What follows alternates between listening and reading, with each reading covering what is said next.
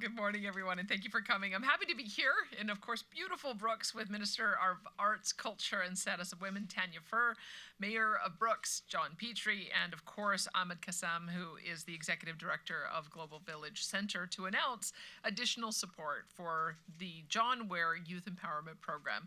Global Village Center has been a central point of contact for newcomers in Brooks for more than a decade, and Ahmed has done such tremendous work.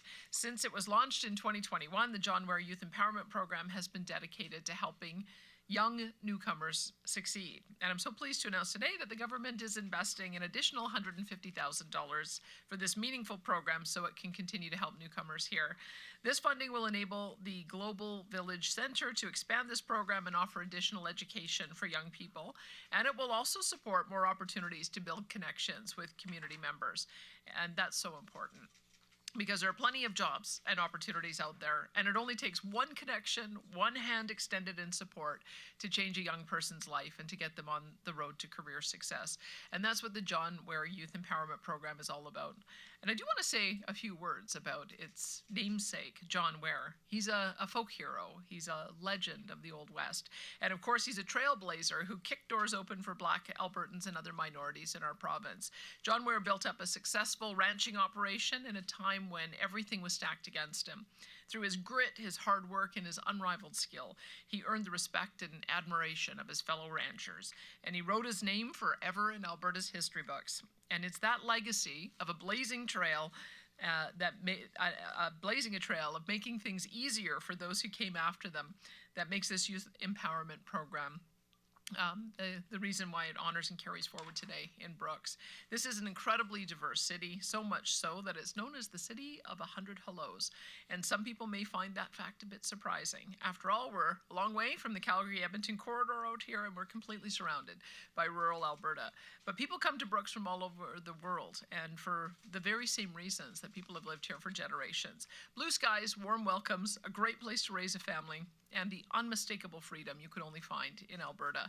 People also come here for opportunity, and there is plenty of that to go around in this province, especially in industries like energy, construction, transportation, and of course, beef. We also know that starting over somewhere new is not easy, and these opportunities can feel out of reach for newcomers. They have to develop new networks, adapt to a new culture, and many have to master a new language. None of that happens overnight, and it's a huge challenge without community support. And that's where organizations like Global Village Center come in. This investment will help to eliminate barriers for newcomers, provide an additional source of support for youth, and help connect people to well-paying employment opportunities. Our government is proud to partner with organizations like the Global Village Center to deliver initiatives like this.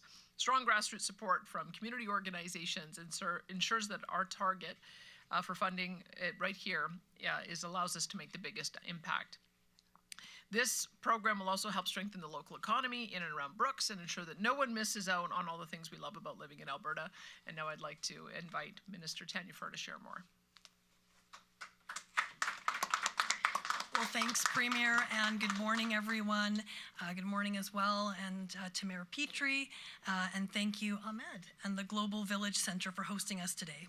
The John Ware Youth Employment Program is a great example of a community-driven initiative that's making a difference in our province. I'm proud that Alberta's government is supporting such an important program. Since 2021, the John Ware Youth Employment Program has supported youth newcomers to our province by offering mentorship and programming right here in Brooks. Brooks is a rural centre that also happens to have the 4th highest percentage of new residents in the province. And youth organizations like Global Village Center and the John Ware Youth Employment Program, with support from Alberta's government, it helps bring the community together to support the next generation of Albertans. As Premier Smith mentioned, Alberta's government is investing $150,000 to enhance the John Ware Youth Empowerment Program. This investment is on top of the nearly $460,000 Alberta's government has already provided to Global Village and the John Ware Program since 2019. Nonprofits and community groups like Global Village and the John Ware Program help enrich our communities, provide essential services at lower costs, and help build a more vibrant and welcoming province. Nonprofits and community groups are also a significant contributor to the province's economy. In 2022, nonprofits and community groups accounted for $5.7 billion in annual GDP and employed more than 84,000 Albertans. Alberta's government recognizes the critical role these organizations play within the province, and I would like to share details of how Alberta's government is continuing to support these vital nonprofits and community groups. Through the Community Grants Program, Alberta's government supports hundreds of nonprofits each year. Funding from these programs goes towards building new hockey rinks, supporting arts shows and festivals, providing essential programming to Albertans in need, and so much more. Last year, Alberta's government provided 728 nonprofits and community groups with grants all across the province, with many of these grants going to rural organizations. Since April 2024, our government has invested over $12 million in grants through this program, and for every dollar invested through the Community Grants Program, it ends up in resulting in an additional $3 worth of investment from other sources that go directly back into our communities. These programs make a true impact. So I would like to again thank Global Village Centre for creating this program and for continuing to tailor it to the needs of those in the community so that all people have the opportunity to become productive and engaged members of their community. I would now like to turn the podium over to Mayor Petrie. Thank you. Madam Premier, Minister Fuhr, thanks for coming to Brooks today. This is a great announcement here, and everybody else here this morning. I just want to give you a little context here too. Ahmed and I go back about 15 years when we started the radio program Global Village. We did this for two reasons. One was to educate locals about the newcomers and where they came from. Secondly, to educate the newcomers about our way of life here too. The program eventually evolved where the kids are doing a podcast, and then it evolved into a TV program too. But a common thread in the 15 years of knowing Ahmed Kasim, a couple common threads. First of all, he's the best dressed guy in Brooks. Look at that. Secondly, he believes in the community. And thirdly, in all the times I dealt with him in the 15 years, youth were so important to him.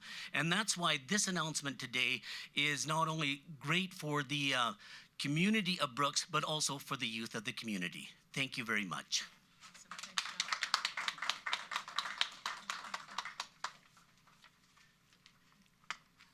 Thanks, Mayor Petrie, and I'm not sure, I might be thinking of running the mayorship after you mentioned that. Yeah. Thank you very much.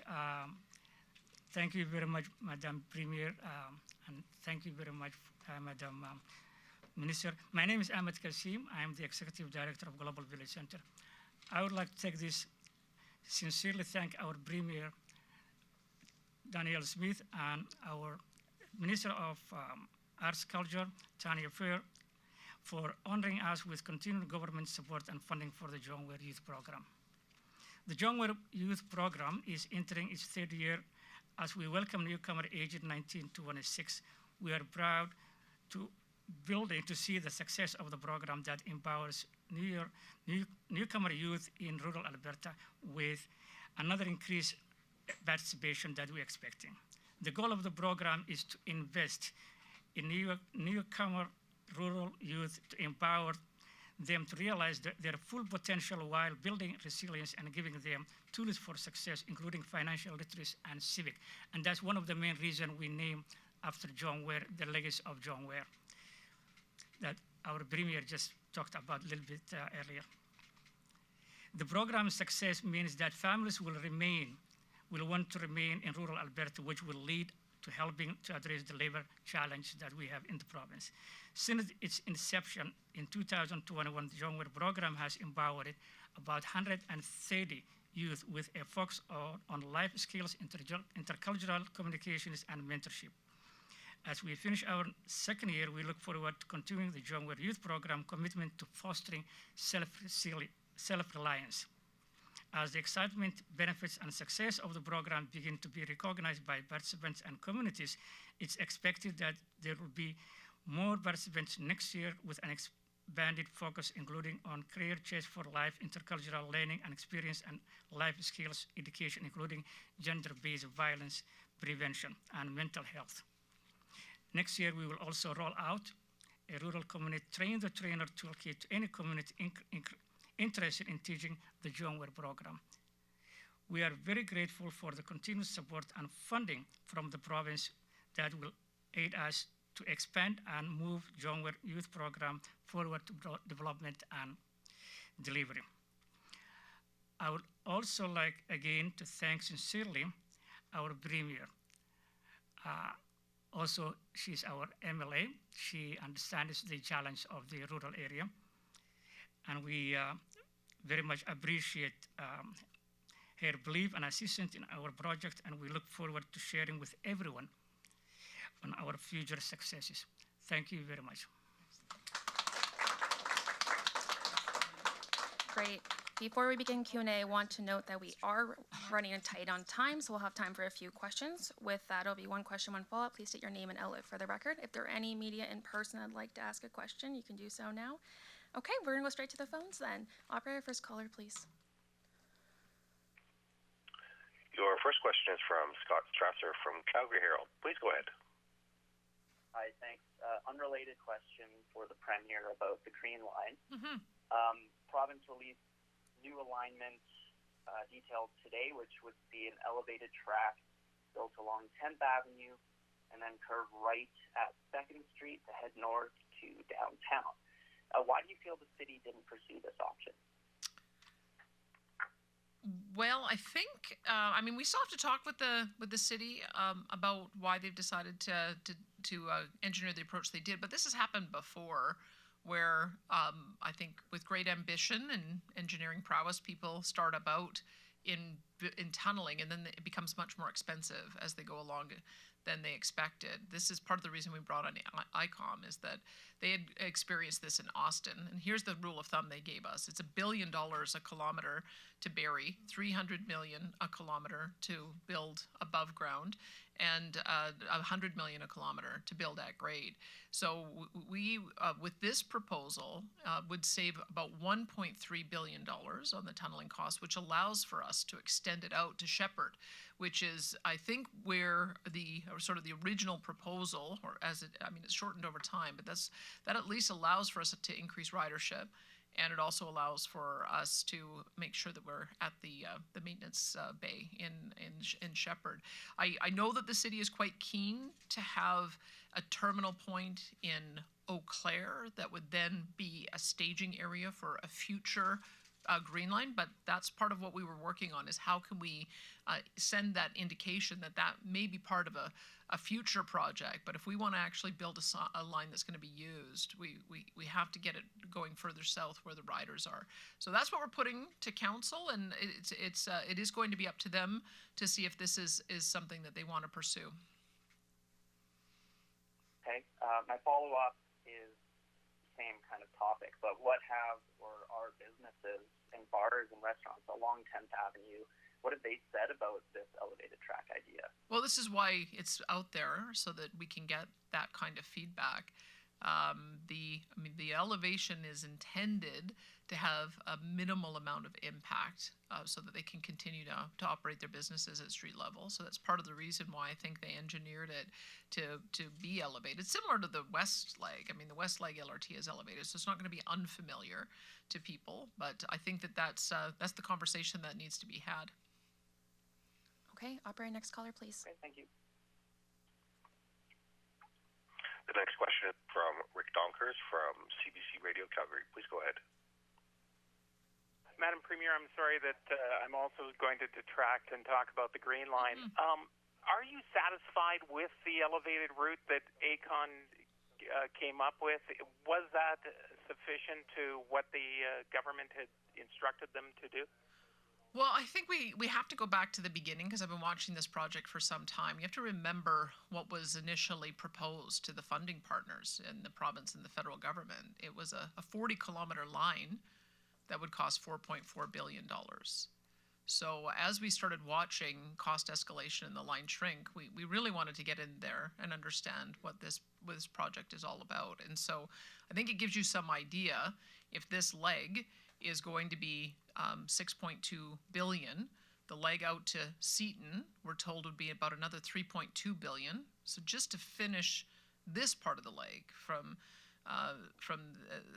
7th Avenue all the way to the end is a $10 billion project. It's probably an equivalent amount going north. I just think that we need to have some realistic understanding about what this project entails. And so what we are trying to do is put something forward that will salvage a large chunk of it. So 17 kilometers, 6.2 billion, it gets to a point where you have more ridership.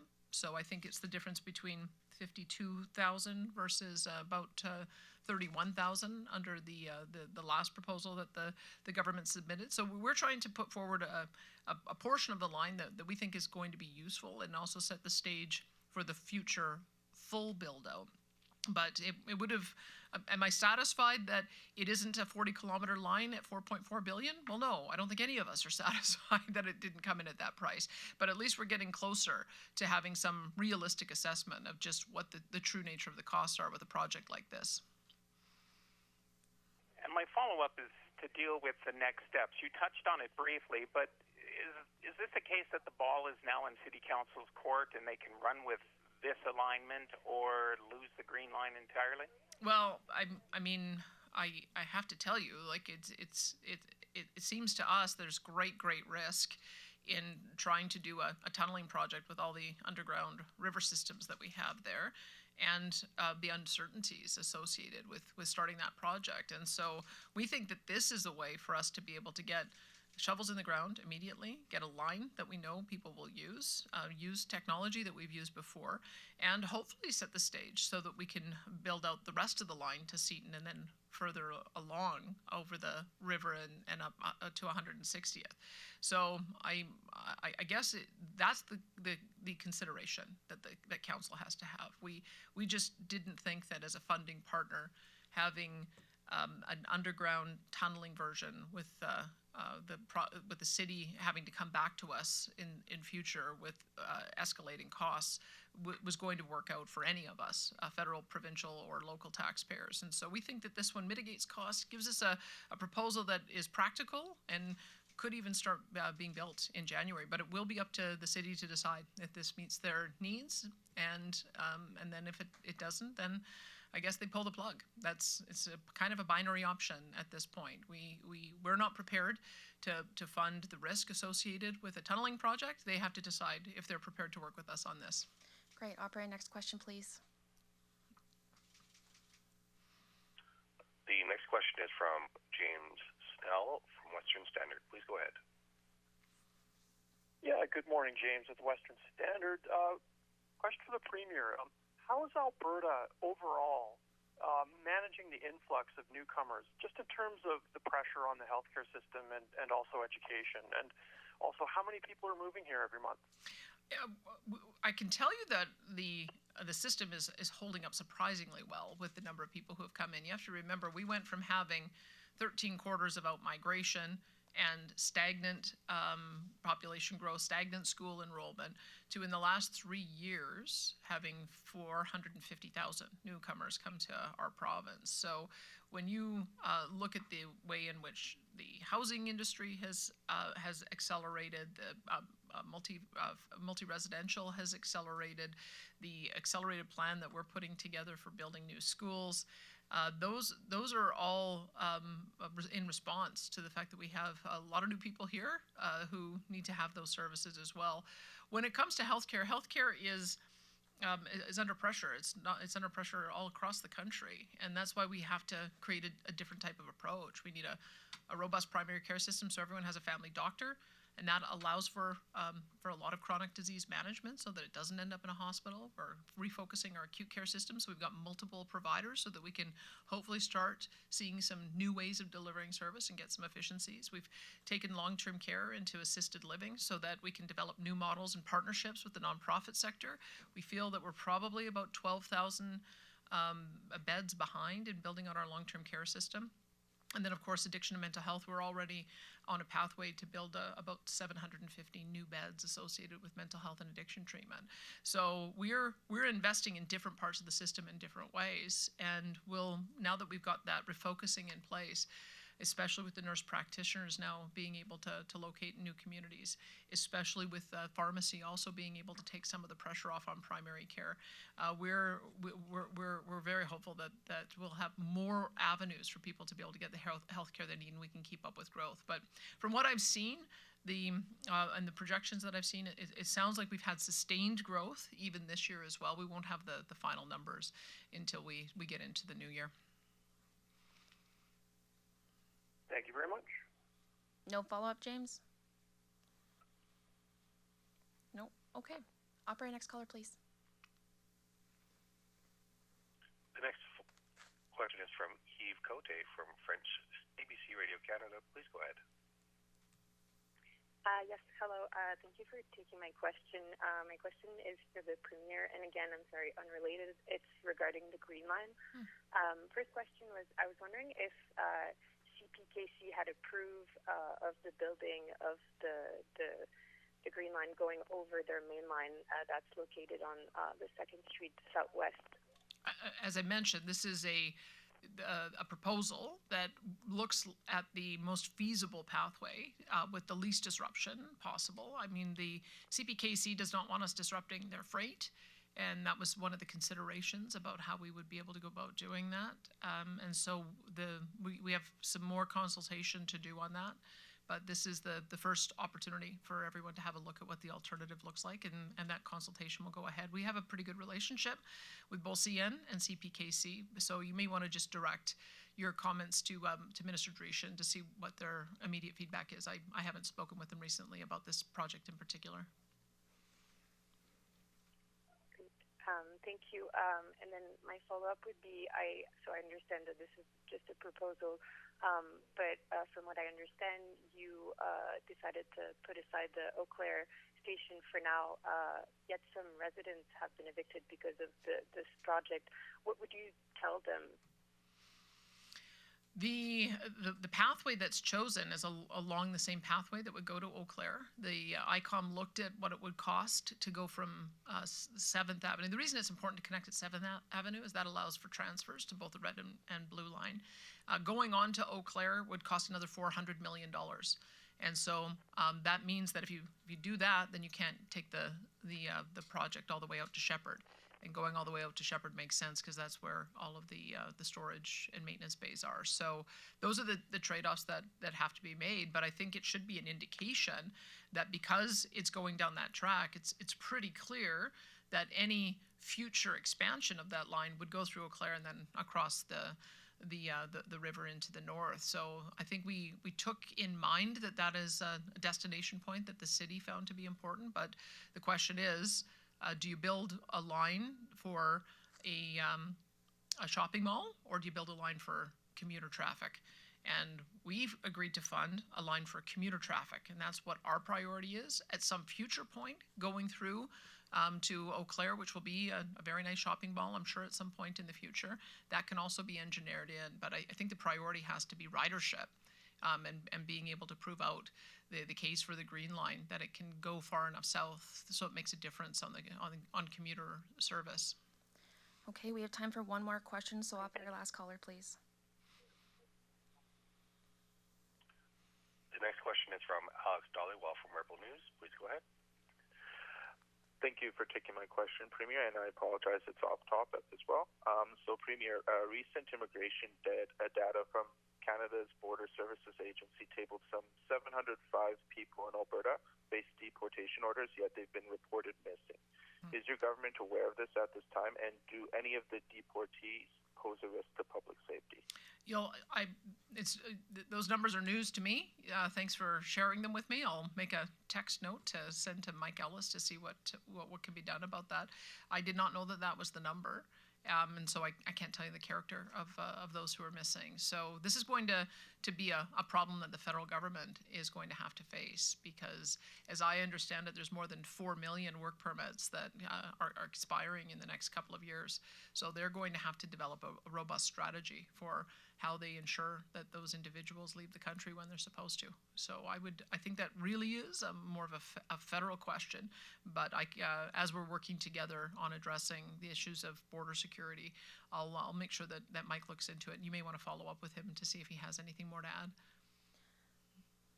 Thank you. And as a follow-up question, Premier Doug Ford threatened to turn off the taps in retaliation to the President-elect's 25% tariffs. Are similar tariffs also on the board for your government? And do you think your message at the recent Western Governors Association meeting eased some of the trade tensions between Canada and the U.S.?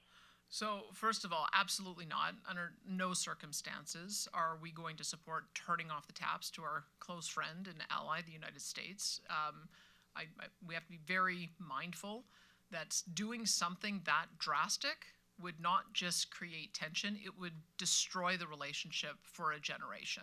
So we sometimes have these skirmishes. Sometimes people get a little hot-headed and maybe say things they don't really mean when they sit back and think it through. But no, we won't be turning off the taps, and we certainly want to avoid tariffs as well. We don't think that tariffs on American goods coming into Canada are good for Canadian consumers.